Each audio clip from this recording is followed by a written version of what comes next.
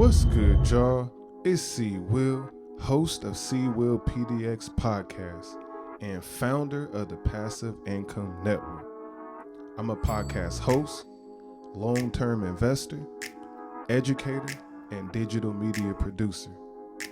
Thanks for tapping in. I hope you enjoy the show.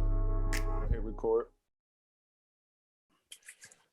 Okay, what's good, y'all? It's Seawill. I'm here with Marcus, aka Because You're Bored.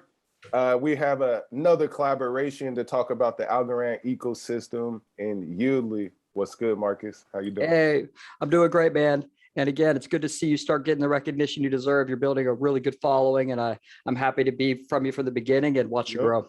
Appreciate you. Thank you. So I definitely want to keep collaborating with folks that have been hopping on the channel. So again, thank you. So y'all, we are going to talk about the Algorand ecosystem, and mostly we'll talk about Yieldly.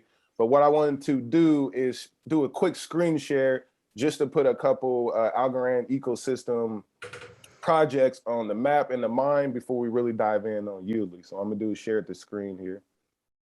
And can you see my screen? Yes, I can. All right. This one you see Yieldly pop up? Yep. Okay, cool. So big news, y'all. TinyMan is now live. Mainnet has launched. What TinyMan is a DEX, a decentralized exchange, decentralized secure trading, guaranteed liquidity. It's for the guys, the little guys, not the billionaires, you know. So Algorand, again, 0.001 fee when we're doing transactions. This is just a quick look at TinyMan. We have swaps, pools, and a whole bunch of analytics. It is damn near still almost free. Transactions are just as cheap. You just have to pay a little swap fee. And swap fees are not like Ethereum, so don't worry about fees at all, honestly. And then all these community members have tokens that they uploaded. You can pretty much start a pool or put Algorand to back an asset. That's basically how they're bringing value to these assets. Quick view, I'll make a video about this later. Smilecoin, again, is becoming really huge. Smilecoin is similar to DraftKings in a sense. What they're trying to do is build an ecosystem, or excuse me, what they are doing is building an ecosystem for betting, for gaming, so they can be that foundational piece, like how Algorand is becoming a foundational piece for governments and whatnot. So that's a quick, we'll dive in later there. And again, here we are at Yieldly. I feel like where it all started. The world's first and only DeFi suite on Algorand. I love it. And then from here, Marcus, you want to kind of tap in and what do you say from a 30,000 feet view? Yeah. So I've been a part. I got the crypto space around early this year, and Algorand really jumped out to me. But I think I want to take a step back, because we're talking. Me and you are really discussing all the things being built on Algorand and all the value. But we have to remember that for these things to be successful, the layer one has to be one of the best, or else we probably would not be here talking about these if not the layer one was not what I think best in class. And so I just wanted to make sure we go over just some basic things. You know, Algorand, you know, I don't know how the name was technically made, but there is a sort of a theory going around that it's a mixture of algorithms and randomness. And then you put those together and you get Algorand. I don't know if that's true, but that would be pretty nice if it was, because they do randomness as one of their consensus mechanisms. Again, it's a two-part company. You have got the Algorand Foundation, which is based out of Singapore. And then you have Algorand Inc., which is based out of Boston and MIT, and has the people we're most familiar with, you know, Turing Award winner Sylvia McCallie. And the company was founded in 2017. Again, it's a blockchain that has stated that they are going to solve the blockchain trilemma, which was coined by Vitalik Buterin, who recently just made news about his concerns about Bitcoin and El Salvador. But either way, he says that for existing blockchains, you can only have two of the three following properties. It's security, scalability, and decentralization. You can have two, but not three. But Algorand beats that, and they have been proving for 2 straight years that they have been doing this. Scalability, as you said, the transaction fees, as you said, your intro, are 0.001 cents, and that will remain that despite how much it scales. And that is the difference versus other blockchains like Ethereum. As I said, the more it gets, the more expensive it gets. But when it goes to 2.0. I mean, whenever that comes, if it comes, it's going to go to a proof of, if. And so, I think that just sort of understanding the whole layup of Algorand and why it's going to win, because all the other chains, or mainly Ethereum, they're all trying to patchwork with L2 layer 2 level scaling or cross chains, like polygons and all that. But again, you can look up, you can probably just Google Ethereum rug pull and you'll see a new one each day. And when you think about, there's fun projects that are building on crypto, but then there is venture capital level building on crypto, like Arrington Capital, 100 billion, Borderless Capital, 400 million, Skybridge Capital, 100 million. They're not going to put their money on something that can just get a rug pull and you're finding bugs everywhere. I mean, and that's sort of what the bet on Algorand is. It's a bet that the L2 scaling is a problem. And the reason why this happened is when Ethereum was the first of its class, it was built on the promise of solving the trilemma. However, Binance came in later and gave a centralized version which offered cheaper fees, faster trading. Is that Binance coin, right? Yeah, well, the Binance ecosystem. Yeah. And the customers went over there and just started trading. And so that's when Ethereum that's when they got on their horse and started putting in the EIP 1559 update. Yeah, the Berlin fork update and all that. Yeah. So again, so just bringing it back around that, we talk about, we will talk about all of the different sections being built on Algorand. But, the important thing is Algorand itself, because these will help bring in users, which will help drive value to the chain, to the token owners. But if they had underlying problems, no one would be here. But I think the growth that we're seeing is because it's going to be one of the horses that wins. And I just wanted to hit that update with everybody first. Just let me just for the audience, a little comparison. Solana recently had a big massive pump, and then when the outcome was that it crashed, like Facebook crashed the other day, and we don't foresee that with Algorand happening. Well, right. So what happens is Solana is a very competitive project. I think it's a proof of history. It's a different type of network, but it's got its own problems as well, such as running the nodes can be quite expensive, the validators. But more specifically, their claim to fame is their transaction speed, which I think is around 65,000 transactions per second. But what was happening, as I believe, was that, I don't know if it went under a DDoS attack, but a DDoS? Where a DDoS attack is where a lot of, you could have a few amount of people keep sending the same actions over to one network to try and we froze there for a second.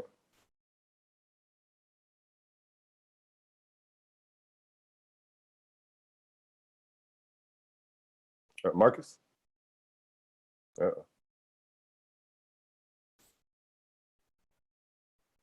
Oh, you back.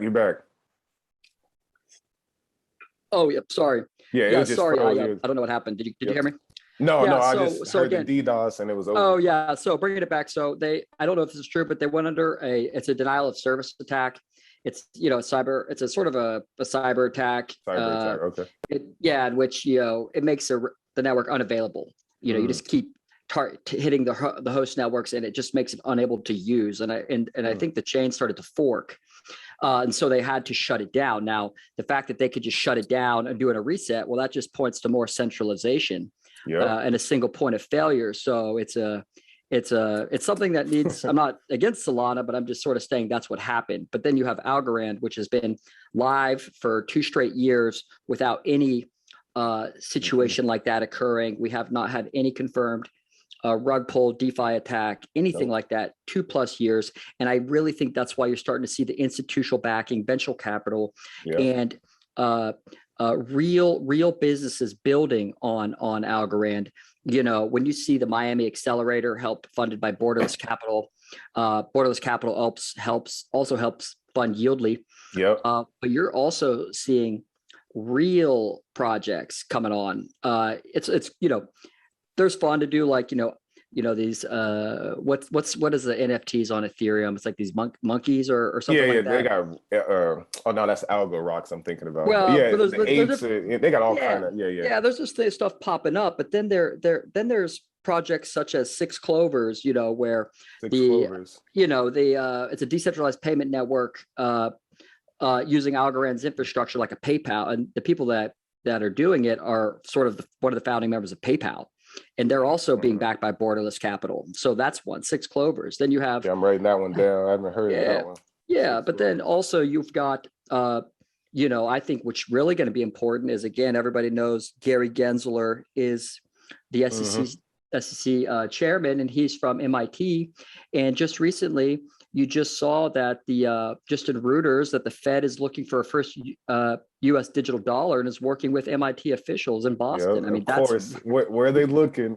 You might as well say Algorand. And more importantly, we're already starting to see Algorand really start to enter traditional finance markets, specifically with a key partner called Securitize. Securitize is a compliance platform that provides proven, fully sort of like issuing securities. Yep.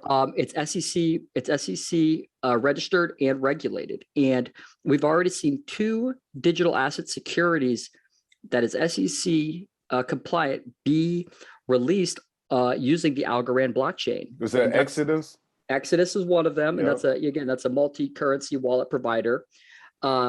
And again, their symbol is Exit. They issued about 2 million shares. They raised about 75 million. But then more importantly, what I looked at was something called the Basket Global Debt Fund. Basket Global Debt Fund. It's sort of... I like this research that you got going. To me, it almost sounds like a pension fund, or, it's their whole objective is to provide current income consistent with preservation of capital. Well, that sounds like a pension fund to me. Yeah. And they're going to be focused on fixed income securities, sub-investment, different developing markets. So, I mean, this is just the tip of the iceberg.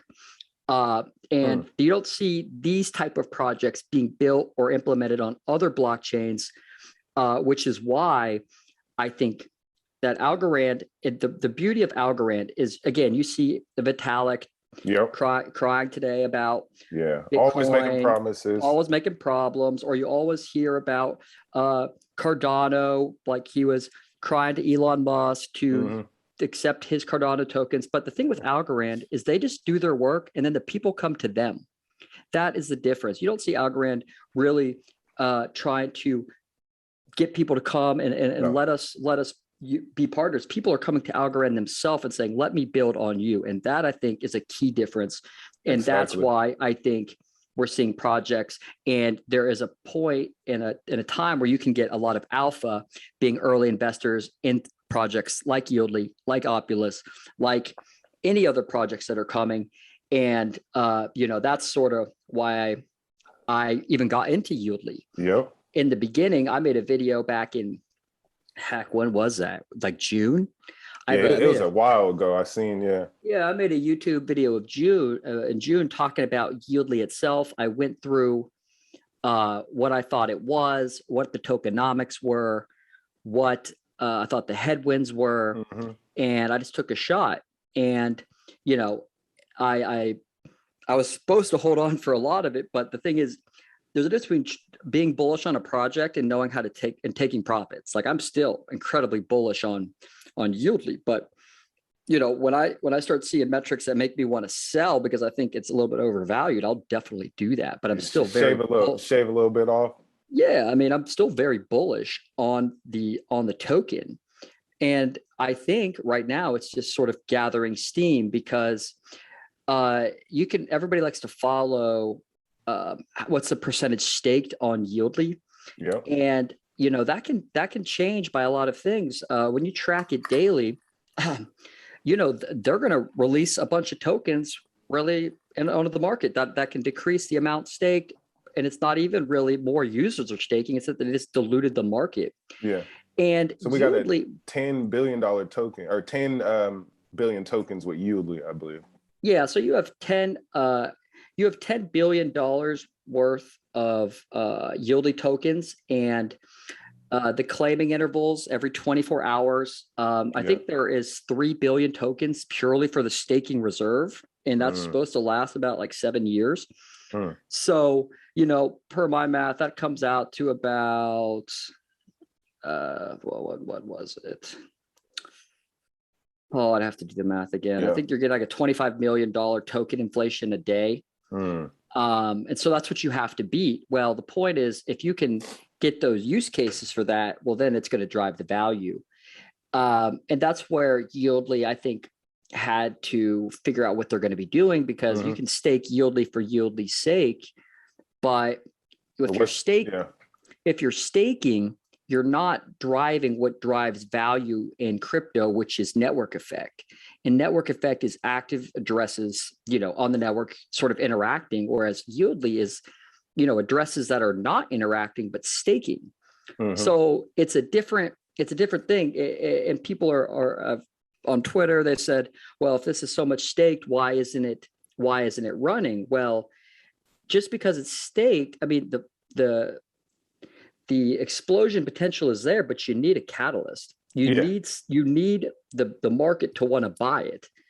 And then when they try to buy it, and let's say 70% is staked, there's only 30% tradable. Well, that's where you get these outsized returns. And Yieldly and Algorand in crypto, I think, is just a bigger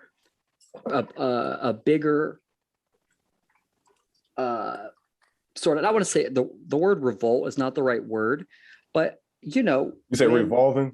I don't want to say revolt, but it's like the small retail investors. When you want to buy Coinbase, you don't get to buy Coinbase during the seeding rounds at like 0.07 cents. No. You don't get to buy Airbnb because you don't have all these different levels of security classifications or sort of net worths or things. I'll say the network too. Yeah, to get involved. So, but what crypto allows is for investors to get in on what would be a seed round and gain the alpha, because by the time Coinbase went to market, it's already like 1,000x. Yeah, 10,000x. Yeah, it's like that's exactly. I'm happy you pointed this out, because I was explaining this to a friend. It's the same. We got a blockchain that again is just making its first appearances on CNBC. Right, they're finally getting the hype of, Algorand went up 400% in this last year. So now it's in the same context of XRP, Bitcoin, Ethereum. Again, Algorand has, like we said, Yieldly is the launch pad. Opulus is the music of it. Smile is the video game portion. We got Lofty AI is in, I forgot, Realo tokens, I believe, are real estate. So it's covering every single field to build a whole ecosystem. Algodex dropping, Tiny Man's out. Continue. Yeah. And I think also understanding why is that? Because when you look at the internet, which is what some people call Web 2.0, there's like 7 layers to the internet that make it work.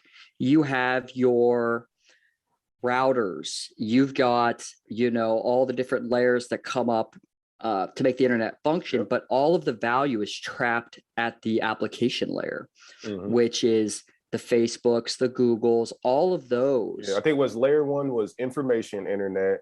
I believe layer 2 was social media, right? And then Web 3 would be the money or market, or the money portion is where we're kind of at now, right? Yeah. So I mean, when you're talking about how the internet works, yeah, I mean, you're right. You've got sort of the base layers of it. You've got the, what was I going to say? The application layers at the top. I think there's 7 layers of the internet. You got the physical, the data, the network, the transport, but it's all at the top.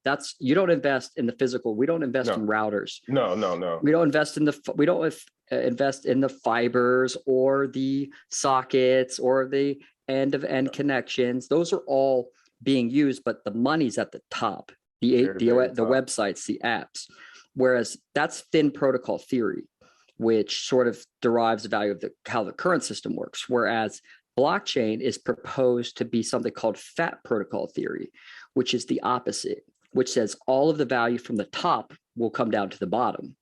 So whatever is being built on top of that blockchain will fall down, increase the value of the core chain. Now, this isn't a agreed upon aspect, but I think it definitely is something worth thinking about. I'll say this: I definitely have seen again once. So when I got into Algorand, like I'll say about 9 months ago, 10 months ago, literally there were no apps on there, and the only complaints I was having inside of groups. I was like, this technology is ready to go, but I then comparing to Ethereum, I was like, Ethereum has good user interfaces and actually have a big suite of applications. Once Algorand gets that, and again, we no longer need Ethereum when it comes to Algorand. Plus, we have just market cap wise, we have more room to grow than Ethereum at this point. Ethereum's like 400 billion or something. See, when everyone talks about do you diversify in crypto, and everybody usually says, yeah, they have things. Well, I'm probably the least diversified person in crypto. I've got I think 87% of my assets in Bitcoin. I've got the whatever out in Algorand, and then the remaining less than a certain percent is in Yieldly. Because I get it. Because here's the thing. When you talk about trading crypto, I found out that the market moves in not by different chains, and of course you're going to have different chains get news that'll give it a pump. But what usually happens is the crypto markets move in a certain order. Like Bitcoin will be the first to move, but all the first major large cap altcoins will just stay stagnant. Then Bitcoin will take a rest, and then the altcoins will make a move, the major caps. And then after that, after they're both resting, then you'll see the micro caps start to run. So arguably, I say you should diversify based on not based on the protocols. I think if you have two of the same protocols competing, you might not get the same alpha. So what I've been doing is I've just been beat-bopping Algorand and Yieldly back and forth, because Yieldly was pumping in August when Algorand was sitting. When Yieldly looked like it was topping out, I said I was selling at 0.025, bought more Algorand. Algorand ran. Now it's rest. And I think you're going to see a lot of that, because when Bitcoin moves everything at this point, and then once Bitcoin's made its run, it's going to leak down to the major altcoins first, and then it'll hit down to the micro caps last. And I think, based on what we're seeing, that Yieldly is going to be a prime candidate to really gain more alpha, even from here. So what we're saying is, I like what you broke down with the large cap, because I've definitely been seeing this happening and Bitcoin just started making a run recently back up to like 57,000 or something like that. But yeah, it's like, in a sense, rotate within the best ecosystem is what you're saying. Because Yieldly is going up, Algorand's going down. They're doing this, scale, but the money is pouring inside the ecosystem, and it's not leaving the ecosystem for the most part. Yeah, I just think that investors, as Bitcoin has made its run, people have made money. They're looking for more yield gains. When people make money, they're going to be a little looser with their cash. They're going to keep it rolling. So that's why I think you see that downstream waterfall from, Bitcoin down to the major alt caps, and then down to the micro caps. And the micro caps are where you can really gain a lot of the alpha, because it obviously can do the most. And bringing it back to sort of a technical analysis aspect of Algorand. Now, there is a lot of concern about the SEC regulating, crypto, because a lot of them follow under what they call a security, and it is a big tail risk. Shout out to XRP. Security. And what I thought was very, very important for why I wanted to be a part of Algorand is that Algorand did not do an ICO. They did a reverse Dutch auction in 2019 and did their capital running from just Series A funding and the old-fashioned way. So so no coin offering. They did not do an ICO. They did a reverse Dutch auction. So that, So again, that is different. they must. Again, something that attracted me was the Boston MIT American thing, right? Because I know also America wants a blockchain for America, and I put that into consideration. Yeah, I think I also, if you want to, this will probably be another podcast for another day, but I think when you learn about the dollar system and how the petrodollar works, and how when you're the reserve currency, at the very end of the system, you're suffering all the pain. It's why you see the outsourcing of all the jobs. It's why you're seeing the economic turmoil. It's because that's the way the system must operate. I did a great interview with Lynn Alden where we really discussed that. And when we're getting towards the end of the petrodollar, which I believe we are now, that's where you're starting to see all the pain, because we don't have any industry in America anymore, really. We don't have any. Before can you break down petrodollar for myself and the audience? Yeah, so petrodollar. So the U.S. economy dominance is based on the fact that we control the dollar. We own the world reserve currency. And what that simply means is that we can print money for printing money's sake, but we do not have to produce anything. And countries around the world will simply accept the dollar we print because of that. Because why? Well, in 1971, something called the Nixon shock occurred, in which we left the gold standard, which means you no longer could trade your dollars and get redeemable for gold. Now, also in that time, we made a deal with Saudi Arabia, a major oil producer, that said that they only would traffic oil and do energy transactions in dollars. So if France wanted to buy oil from Saudi Arabia, they would have to do it in dollars. So thank you for breaking that down. Go ahead. It created a natural artificial demand for dollars. So you don't have to produce anything, but countries need dollars for dollar's sake just to trade and get energy. Yes. And that's like real, in a sense, that's like like the Algorand blockchain, you need algos to move your yield, to move everything. So you want to move oil, you need the dollar to move the oil. Yes. That makes sense. And that's sort of how we had a lot of dominance. But, when we're getting towards the end of the petrodollar, well, now that system can be wielded against us. A lot of the world is no longer is not trading in dollars anymore. Russia, they're China, trading it. Right. They're getting rid of the dollar. So they're de-dollarizing, which is a national security problem for us, because for the petrodollar system to work, we must run a trade deficit, which means we print the money and we have to export all of our factories, all of our services, abroad. And when they get those dollar surpluses, they come back and buy our debt. So, for instance, China would have a surplus with the United States. They would come back and buy our treasuries, our treasury bonds, or buy our debt to sort of make the system work in a loop. We run the deficit, but you buy back our debt. As long as everybody plays their role, the system's good and it can go on forever. It's not attached to anything. It's not attached to any physical goods. So the numbers can be endless. Just a vicious circle of, go ahead. Except now it's being weaponized against the United States, because China in 2013 said that, hey, we're United States, thank you. We just don't think this is going to work well for China. So in fact, instead of using our dollar surplus to buy back your treasuries, we're going to use your dollar surplus and we're going to go buy some ports. We're going to make some dollar-based loans to other countries. We're going to expand our influence across the globe. And they sure did. So that leaves us paying, still hemorrhaging these trade deficits, and there's no way out. So we need to the United States, I think, is doing a prestige. I think, I have nothing to back this up. But my theory is that the United States is allowing this to happen. They are allowing Bitcoin to grow purposely. Because like me too. That's my whole thing. I was like, this is purposeful. If you're watching the news correctly and seeing what's actually happened underlying all these stories. But go ahead.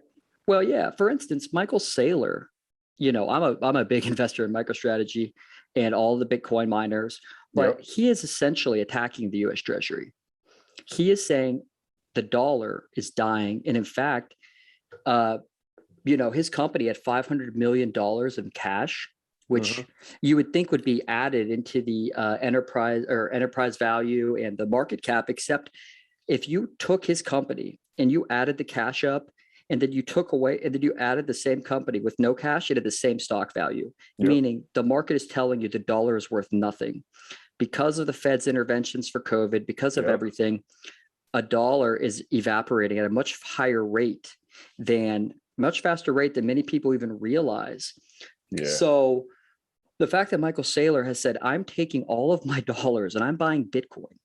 Yeah. And then they're allowing companies to do it. So now you've got other companies, Coinbase, Tesla, that have added Bitcoin to their treasury. Treasury You've got reserve. Square. You've got banks adding Bitcoin to their reserves. You've got banks now trying to self-custody. You've got, and why is that important? Because if the United States was really going to ban it, they would never allow that, even it to get this far. Facts. Like, let me jump one in. I watched Cryptopia, right? It's a documentary. I always say that word funny. Documentary on I think it was Netflix or Hulu. And then they said 10% of all Bitcoin is held by these billionaires in these big reserve vaults. If you've never seen it, and they didn't go all the way inside. And it's like these 5 multi-signature wallets that are buried in like mountains and shit throughout the like world. And these billionaires, again, following Michael Saylor, they're showing us the way. And as you said, the government is not stopping them from doing it, so that's a huge sign that the market is going to keep going. Well, I mean, without thinking too much, I mean, we've invaded much more for less. I mean, everybody knows, 2001, I mean, everyone knows September 11th, but we somehow invaded Iraq, because also around that time, it's no secret that Saddam was charged to trade oil in euros against the dollar, and that was a direct threat to our dollar. So, hold on 1 second. That Baby, would can you not. need more coffee? Yeah, go ahead. Sorry about that. Yeah, well, I mean, the United States has made it very pointed that if you attack the dollar, they will come after. Yeah, it's war, basically. Yeah. Yeah, Muammar Gaddafi, he was going to try to do a gold-backed African currency. Yeah, that's why they killed him. Yeah, well, allegedly. So the point of the matter is, why would the United States allow it to flourish? Because it is no secret. I don't think it's even debatable that Bitcoin is now demagnetizing the value of gold, because gold is only valuable because people think it is. The younger generation on their phones aren't really going after gold, but they can get a version of gold via their app, via their cell phones. They can get something that's scarce, Bitcoin and all of that. But the point is, I think the United States is going to try and add Bitcoin to their reserves as gold and go back to what it was as a gold-backed system, except they're going to have our dollar backed by Bitcoin. Yes, that reminds me of what they were talking about in Miami, trying to have Miami have reserve currencies in Bitcoin. So yeah, seeing that makes sense. The digital gold being what's backing our dollar. So actually put more value back behind the dollar. Now that's a good point. That's good. Now that's all theory. I mean, I'm spitballing. I'm not saying this is what's happening. This is just how I see the board. Yeah, I see it because I agree with it because, again, following billionaires, Kevin O'Leary, you got Michael Saylor, all these big companies. And like you said, he's producing cash from, I follow all Michael Saylor's interviews and I love what he's talking about, but he's producing 50 million in cash and all kind of different type of money. And he's just buying Bitcoin. And and I think, what is Bitcoin already like tripled the value of his company or something? Well, so what happened? So the theory behind what Michael Saylor is doing is he's saying, okay, his company is a computer intelligence software company, and they sell enterprise software. Yep. It produces $50 to $75 billion of cash flow a year, and it's growing about 5% a year maximum. But 5% a year works great if your inflation is below that, but inflation is a vector. What is inflation? Well, is it monetary inflation? Meaning, is it the money that's being printed by the Fed? Is it asset inflation? Is it the price of stocks are going up, real estate's going up? Is it CPI inflation? Is it the way the housing, all that? Inflation is not, everybody should not view inflation the same. Inflation depends on what you want. Like if I want to live a nice life and get a lot of assets and have cars, and I'm worried about the price of real estate beachfront, I'm worried about the rise of price of nice cars. That's my inflation rate. If you're a regular family and you're trying to judge what your inflation rate is, and you probably want to look at healthcare costs, schooling, right? That's your gas, sort of, that's your basket. Well, it's no mystery that the inflation has been breaking records this year because the Fed has been monetizing the US debt. And the difference between 2008 and today is that they just reliquefied the banks in 2008. But today they're putting it directly into the economy. And this sort of thing happened back in 2000, in the 1940s with World War II. We also had a debt to GDP ratio of about 130%. And that's just unsustainable, and you'll default on your debt. But as a sovereign nation that we can print our own currency, you won't default technically, but you can default in real terms. So what do? Well, they pegged the treasury yields lower. So what they did in the 1940s is they pegged the treasury yields, both the short and the long end of the curve, below the actual inflation rate. So for example, if you bought a $10,000 worth of a 10-year treasury bond in 1940 and then tried to cash that back out in 1950, the money you would have got back on that treasury yield bond would have been $12,000. So you would say, hey man, I made 20 some percent. I got 10,000. Hey, I made 12,000 on the back end. I'm good. But when you readjust that for purchasing power, what can that $12,000 purchase? It dropped down to $7,000 or so. So you actually lost 30%. Lost money.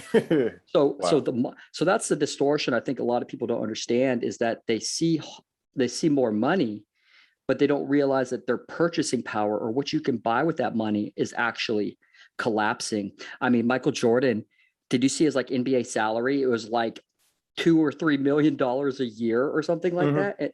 And now these athletes are getting paid 30 some million, 30 season. And the prices of, I mean, just go outside and look at the prices. No, I'm telling you, I went and got gas, right? I buy premium gas in my car. I'm like, now what was used to fill it up is like half a tank, I swear. Exactly. And it's so fucking obvious that So in my mind, the Fed is deflating the debt. So what does that mean? The Fed is figuring out ways to deflate away or add money to the economy without causing an economic recession.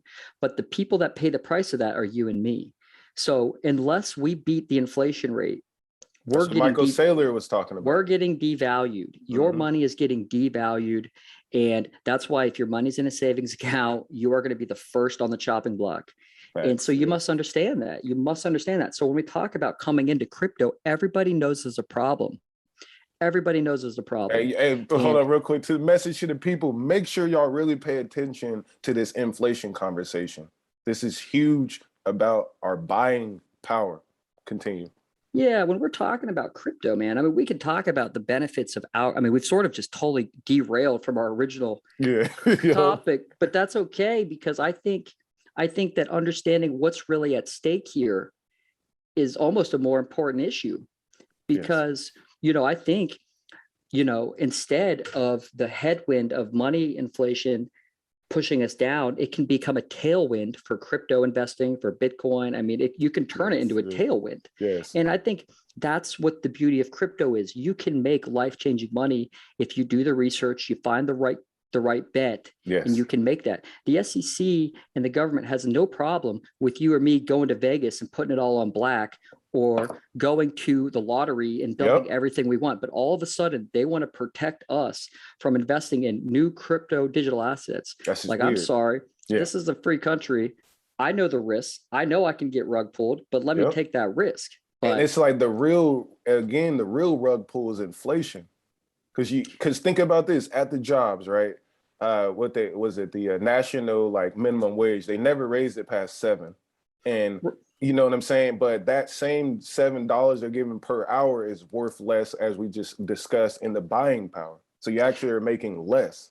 Yes, you're exactly right, because in fact they haven't even inflated the wages, because Yeah. if they inflate the wages, that'll actually just trigger more inflation. So they really have to. I had to raise that, all my prices for my business because you have to. I have to, or I can't keep up with demand. Like my supplier for my hat company, for the price of them to do the stitching on my, on my hats, they raised my price. Yep. Our supplier raised the price for the hat. The UPS man raised the price for me to ship it. So it's like, then this falls back on my customers. And I didn't want to do it, but how are we going to eat? So what's that doing? Their costs are eating into your profit margin. yes. How are you supposed to make a net profit if you're getting just squeezed at the margins left and right? Yes. And that happens. It's happening everywhere. And everybody feels it, but nobody knows where it's coming from. Now it gets into a whole much more complex about crypto people do. Well, the crypto people are the ones firing or sounding the alarm. And I think that it's a very important thing, because I think, again, just bringing it back around, Yep. everyone, you, me, everyone listening to this has got the same problem. We have a hurdle rate, or a rate of inflation, that we must beat to just maintain our purchasing power. That's the game. That is the game. Yep. And usually it could be around 3 to 5%. I mean, you can get that with dividends. You can figure out ways to keep your way. But what happens when that rate triples? You got to make 15, 20% to stay even. Unless somehow your salary is bumping that much a year, Only CEOs. CEOs, man. And they're giving out 200% bonuses to these big corporation CEOs. That's about it. Yeah, and so it's just a big game. And so so bringing it back around, the United States has a big problem. The problem being, what makes our currency valuable? It's paper. I mean, my wife, she's from Venezuela. A bolivar and a dollar, they both feel the same in my hand. It's trust in the currency. Yep.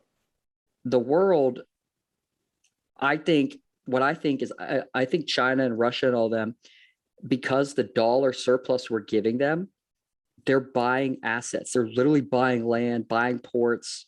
Doing dollar. China specifically is doing dollar-based loans to other countries. Meaning, if that country, they give them money to build some sort of infrastructure. Yep. But if that country defaults on the loan, China gets it anyways. So they're in a sense.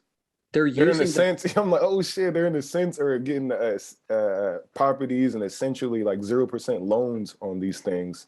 And that's why you're seeing the net internet. So you can judge this by something called net international investment position. Net international investment position. And what that basically says is, how many assets do foreigners own of your assets, and how much do you own of foreigner assets, right? And Saudis own, I think I watched Fahrenheit 9/11, and during that time, Saudis owned 7 to 8% of the stock market. So I can only imagine what it is now. So the United States net international position has plummeted through the floor. Basically, all the other foreign countries own all of our assets. Yes.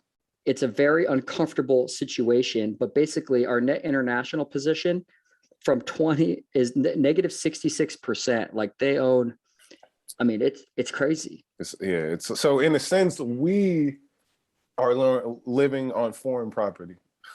Well, you see it. Well, I mean, you see it. You see China buying. I mean, China's bought like how many of our like movie studios? They're buying all. You see China buying real estate in Texas. You see China buying things in Canada. Where do you think that's coming from? That's from the dollar surplus, and that's how they expand it. And they surround us with our own. We're being defeated by our own money. That's the way we're being defeated by the PetroDollar system, and everybody knows that's why we got to get out of it. And I think this is what I think the United States is thinking about. But bringing it back around, to do this, we need to make a morph to a digital economy. Yes. And like we did, like when the gold standard was breaking down, we flipped to oil, Yep. to petrodollar. And then when the oil system's breaking down, I'm assuming we're going to try to flip to blockchain. And to do that, you know, China is trying to really do something called the digital yuan. And I don't know if you've heard much about that. Yeah. But that is that's a level of control that I don't think anybody's used to. No, you know, no. And I seen, what was it? Algorand was at their CBDC conference, you know, as one of the speakers and people pitching to help China, you know, develop. So, well, China's got a great idea. What they do is China basically, they're really good at industry, but they're not good at innovation. So for countries, good at innovation. For countries that come into China, it's not, you know, what happens is the biggest problem with international businesses, they'll see a replicated product of what they built in China. This is the Chinese version, but how do you sue them? It's like Alibaba and shit. It's just how do you go in and sue them? You can't. You can't. So so what are you gonna go to war with them? It's not worth it. It ain't gonna work. No, not at all. So I think, you know, bringing it back around, I think that's why one of my biggest bullish cases, I think Algorand is going to play a big role, because I feel for our digital economy to run, it's going to need a blockchain. I mean, that's where it's going. You're going to need a blockchain to run this economy. It's a matter of time. Yep. Who's going to do it? Now, maybe there is a multi-chain world, and even Algorand themselves believes there's a multi-chain world. I'm not saying that's a winner take all, but I see Cosmos playing a role. I see, you know, Algorand, potentially, you know, Solana or Cardano, Ethereum as well. But overall, yes, Algorand just seems more like built for what the world needs and trying to do, rather than. Well, it's because Algorand, no matter how much it scales, the price will always stay the same. Yeah, because like even $100 Algorand is still a really cheap fee. It's going to be 0.001, you know, whatever. Yeah. No matter what. So that could be like, you know, $1 maybe. I mean, we could think about it, because you can look at it. I mean, Algorand's transactions back in June of 2019 was like 339 million transactions, you know, for the month of June, right? Yeah. And then you fast forward to today, and the you know, the algos transacted was like 1.26 billion. Yeah. So you've already 1/5 of the supply circulating, right? So what I'm saying is you've increased the algos transacted by 4 times, and yet the fees remain the same. Yeah. You know, that's key.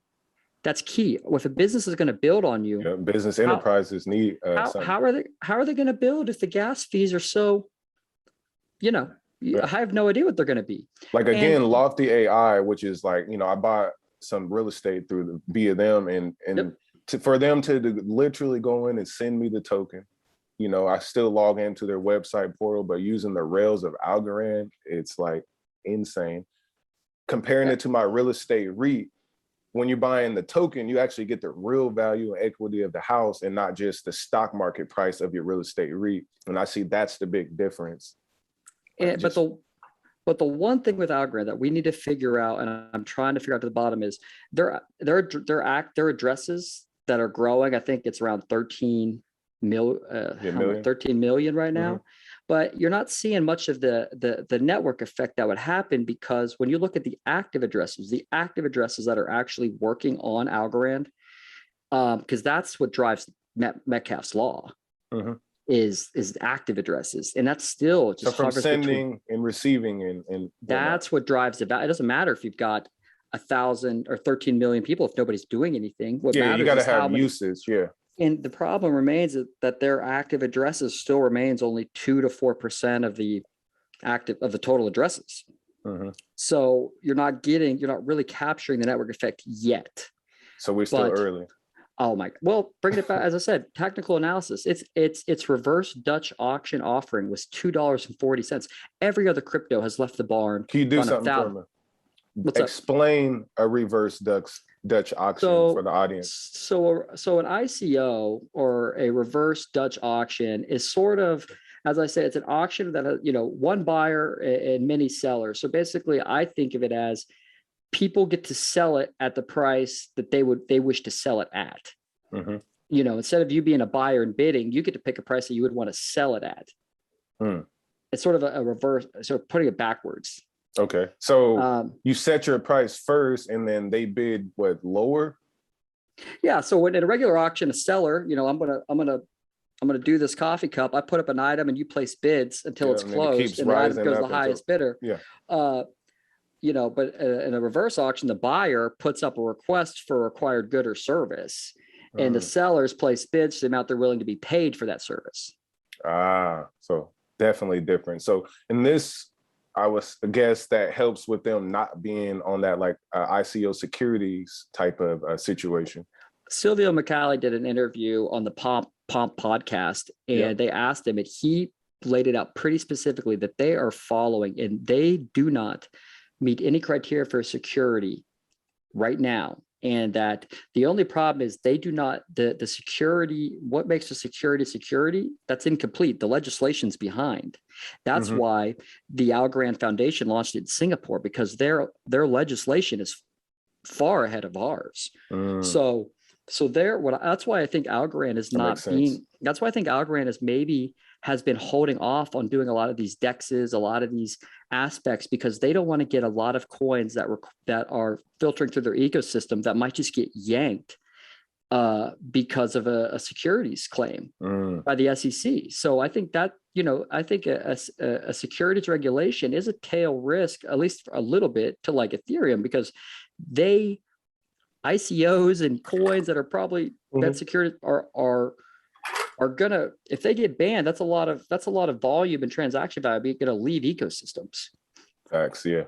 So, but bringing it back to the reverse Dutch auction, it was at $2.40. I mean, this right now it's trading at $1.90. You haven't even left the barn.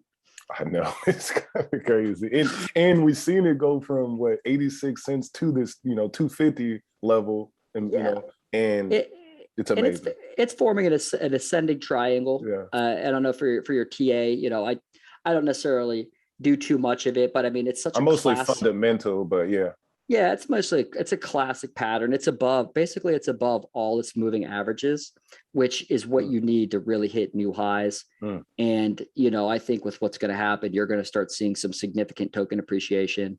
And for it to reach around, I think Cardano and stuff like that, it's going to reach around $14-15. But if me and you really say, if you really want to get crazy with it, and you say, hey, like, I think Algorand can compete with Ethereum and take its market, because the game is, can I take your market cap? That's the game. Can I, I want your market cap, and to get your market cap, I must take your users, I must take your use case, I must take everything. I must take, and that's what they're fighting over, is that market cap. So if Algorand, let's say it bought, because I think it can take on Ethereum. I think so as well. If it did, Algorand would be $70. You know what that would do? I mean, that would be nice. That's what I'm trying to tell people. It's like you're so early to this blockchain. You don't even understand it. That's my thesis too, is like, again, the utility. Ethereum cannot be used for what Algorand could be used for, and that's a big separator. Another thing, what I really appreciate with the whole Algorand ecosystem is that they're prompt, they stick to their schedules, things are on time, and it's never professional. Exactly. Thank you. It's all professional, and as you said earlier, it's not one of these marketing ploys where they just put in a whole bunch of money into marketing to get pumps. Well, it's professional. You don't see their CEO going on news articles or writing on Reddit crying about another country making a decision like Vitalik Buterin did with Ethereum, regardless of what happened. You don't see them like Charles Hoskinson or Cardano or all the stuff, like really just saying, Tesla, why don't you use Cardano? Like almost in the streets begging for a use case. You just see a team that has the founders, that has got the team led by Silvio McCallie, really working on the business, on the actual technology. You've got Steve Kokino, Sean Ford, Kelly Callahan. They're working the actual business aspect. Then if you look down to their other team, they've got so many different advisors that are other Turing Award winners that have just such education and backgrounds in game theory and just everything. It's just such a professional team. And you can try and chase the hot crypto of the day and get your, your whatever X you want, or you can buy into something that I think is going to stand the test of time and will be one of the ones standing at the end. Exactly. And that's why I'm a big investor in Algorand. I think its use cases are just I mean, again, these companies are coming to Algorand to build. Yes. You've different when they call you instead of you calling them. And that's huge. I'm sure there's a little bit of both, but yeah, exactly. You're seeing companies like, as I said, MA Pay. It's a global healthcare that's going to do decentralized payments for the I think Bermuda. Pay. Yeah, MA Pay. You've got Kevin O'Leary's even getting involved, with WonderFi Technologies. I think it's an NFT building on Algorand. He just for 300 million. So you're talking about Mr. Wonderful. He's already in. There's just so many high quality projects that are coming. And just because you don't see the appreciation does not mean that it's not there. It'll happen one day, and it's going to probably happen really soon, because I think so. Yes. Again, I think the more rug pulls you see, because each time, so with Ethereum 2.0, everybody's talking about that's going to be the big thing. Well, I'm sorry, an institution's not going to put significant capital on your blockchain until they can see it's safe. Yeah, right? Ethereum's not safe. So even if they said the 2.0 is a completely different blockchain, they're going to have to let it go out in the wild for a couple of years to see before any capital. So if you want to talk about how Algorand has been technically, aside from Bitcoin or Ethereum, because Ethereum has had DeFi rug pulls, but it's never been offline. No, never been offline. But Solana's been offline. Yeah.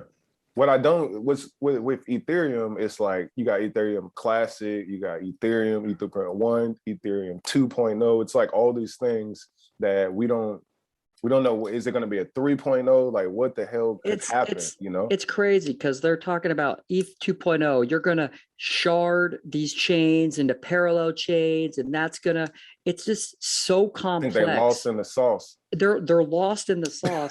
And there's literally so many points of failure that they don't even know about yet. No. Whereas Algorand, it's built in the layer 1 protocol consensus mechanism. It keep it simple, and that's the beauty. Yes. So again, my man, that's yes. I mean, we went all around the world. Yeah, we had with today's topic. So I hope I didn't get too far off topic of what you're trying to accomplish today. No, it was perfect, because again, you've seen some of my videos. I always like to put things in the most simple terms and also relate it to like right now and how we can use this to maximize our gains and put ourselves in a position to create assets that produce passive income. Again, that's what this is all about. And I appreciate you for breaking down. I like when you just going in. Dude, I just would go on rants. Yeah, I was just going on rants, but man, I apologize. No, good. I wrote notes because these are some things that I'll probably even follow it more on. You was talking about the net international investment percentages. That's huge. We're talking about the PetroDollar, right? That's PetroDollar, excuse me, and that's something people should really think about. And that's oil. That's the oil money, basically. And we're changing. The world is changing. We're going green, and we're in blockchains. So I understand that the petroleum is becoming old tech. We need to make a prestige, because before you had so what happens is you had the Bretton Woods system, which was from the early 1900s, which was your dollars were redeemable for gold. You could literally take your dollars and get, I think $1 was 32 ounces of gold or something like that.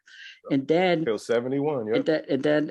And then from there, after World War II, all the countries put their gold with the United States.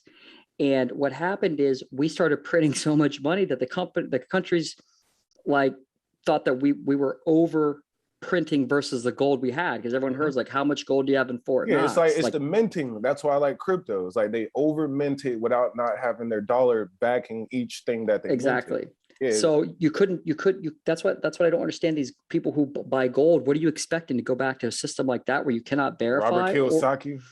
Or you can go to like a modern day gold or Bitcoin where you can actually verify it. And as I said, Algorand has a place. I think there's going to be a world where there's a lot of, Bitcoin. I mean, Bitcoin is going to be there, but I think you're going to see Algorand. I don't think they're going to intersect with each other. So again, it's going to be multiple. It's like, because it's like, we have wands, we have the dollar, we have the peso, we have the euro, we have the, whatever. It's a whole bunch of currencies, but again, one will dominate. It's like Lord of the Rings, one ring to dominate them all, right? But they're still here. They still will be around. There's still utility, but one will dominate them all. And that's why I think, China made the $1 trillion mistake, as Michael Saylor said, is when they banned Bitcoin mining and really kicked them out, that only strengthened the network and led to companies like Marathon or Hut 8 or Bitcoin miners to really pick it up. And that gives the United States a big leg up. And I think, and if we use it right, now again, everybody can fumble this. I mean, this game ain't won, but again, this is about just understanding, as you said, learning about the petrodollar, learning what the history of money is, and especially with the 1940s, what they did, how they inflated away. The dollar lost 45% of its purchasing power in 10 years. So people on fixed income retirements, or you've got money just in your savings account, you must understand that right now the Federal Reserve is going to deflate away the debt the exact same way they did, but at the expense of your purchasing power, and you must beat them. You sound like John Connor and shit right now. And Terminator. These messages in the future, they gonna listen to like, oh shit. Like that's what this shit feels like. Hilarious, man. Yeah, I just like kicking it with you, man. It's just free flowing conversation. And again, I'd be happy to come back on later and talk with you. Definitely. Maybe definitely in a few months. So again, for the audience, make sure y'all tap in. This video will definitely be on YouTube, and I busted down a few clips so that y'all can absorb it piece by piece. I'll release the full clip so you can get it in its entirety. Then I re-release on my Spotify and all my podcasting networks about a month or two out. So then it becomes a whole new show in piece, and it's still relevant, So again, Marcus, I really appreciate you. You got any last words you want to just say to the audience? Nah, man, I appreciate it. Again, I wish I had a lot more time to do this stuff on Twitter and kick it with you. But again, my main job is I'm a doctor in Columbus, Ohio. So I do a lot of patient first stuff, and I do the stuff on the side. But I'm hoping, eventually to make this more of my mainstream. That's what I'm going, man. Because I'm like I said, I work in media. I've always been in film industry type of work. So what I'm doing is leveraging those, leveraging it so I can hop out and do this full time, because we need to educate the community if we got the information. And that's why it's all about sharing. And in fact, we probably should do one here in the not too distant future, just talking about the history of money, how it works. And I could walk us through what I think is happening. I'll show some examples and try to bring that to life, because I think that's going to be a critical point for people to understand what's happening. Yes. So please, we definitely will do this again. Love to get you on this channel at any time. I like talking with you as well. Intelligent guy. So make sure y'all follow Because You're Bored on Twitter. Tap in with us. It's some good stuff going there. All right, Marcus, I'm going to hit stop recording. And big shout out to everybody that tapped in on the Passive Income Network. We are gone. Algorand.